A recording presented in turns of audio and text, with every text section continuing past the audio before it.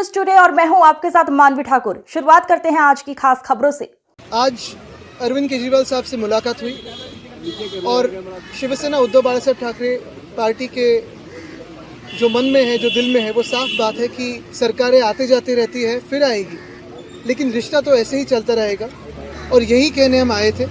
उन्होंने जो पिछले 10 सालों में दिल्ली में जो काम किया है वो सारी जनता जानती है। ये जो चुनाव हुआ उसमें चुनाव का बहुत बड़ा हाथ था, आशीर्वाद था, और भाजपा ने चुनाव आयोग के तो आभार मानने ही ज़रूरी है।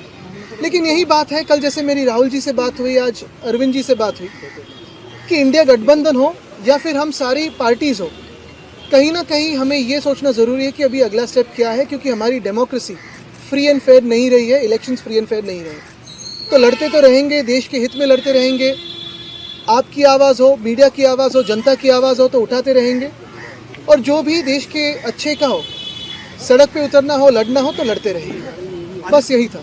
लेकिन आपको नहीं लगता जो आपसी कन्फ्लिक्ट था उसका नुकसान भी जो है हुआ है, और दोनों ही पक्षों की तरफ? देखिए, काफ़ी सारी इसकी एनालिसिस हो सकती है, होगी भी, दोनों पार्टी अपनी अपनी एनालिसिस रखेगी, लेकिन हमारी तरफ से जो रिश्ता है वो रहेगा, जो दोस्ती है वो तो रहेगी। इसके आगे मैं कहना चाहता हूँ कि जो काफ़ी सारी जगहों में वोट्स काटे गए थे, जो वोट्स डिलीट हुए थे, उस पर भी कभी ना कभी विचार करना ज़रूरी है, क्योंकि वो वोटिंग का अधिकार लोगों से छीना गया था, वो चुनाव आयोग ने छीना है, तो उस पर भी विचार विमर्श होना ज़रूरी है। आदित्य जी, क्या इस इशू पे वोटर डिलीशन एडिशन पे आपकी कोई चर्चा हुई दिल्ली महाराष्ट्र दोनों को लेके? देखिए, आज तो कर्टसी कॉल था, आज तो यही कहने आए थे कि रिश्ता तो ये जारी रहेगा।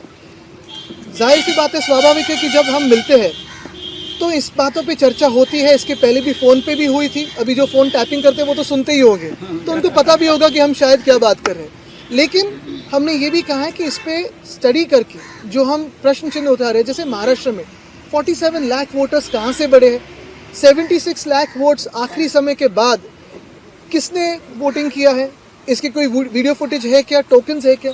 चुनाव आयोग इस पर बात करने के लिए बिल्कुल तैयार नहीं है। और ये सारी बातें अगर आप देखें तो हरियाणा हो, उड़ीसा हो, दिल्ली हो, मध्य प्रदेश हो, महाराष्ट्र हो, सारी जगह कॉमन है। ये एक पैटर्न दिखने लगा है। तो हमारे देश में आज फ्री एंड फेयर इलेक्शंस होते नहीं है, इसी का ये सबूत है। सर, कैसे टैकल करेंगे इस सिचुएशन को? अगर आप आरोप इलेक्शन कमीशन पे लगा रहे हैं तो फिर टैकल कैसे करेंगे, क्योंकि वही मेन बॉडी है? तो टैकल करने के लिए तो हम साथ में हैं और लड़ेंगे, क्योंकि ये देश हित की बात है। देखिए, कोई भी चुनाव जीत सकता है, हार सकता है, जीत भी सकता है वापस उसके बाद में, लेकिन फ्री एंड फेयर इलेक्शंस होना जरूरी है। अभी कई चुनाव आने वाले हैं, निगम के कई चुनाव, हरियाणा में आम आदमी पार्टी लड़ रही है, आप लोग लड़ रहे हैं, क्या इसे लेकर कोई स्ट्रेटजी? बिल्कुल लड़ते रहेंगे और अपनी अपनी स्ट्रेटजी सुधारते रहेंगे। वोट कटिंग की देखिए, ये चुनाव आयोग के साथ हम चेस का गेम खेल रहे हैं। वो कोई एक तरीका अपना रहे तो हमें उसका एक उत्तर देना पड़ेगा, तो वो खेलते रहेंगे।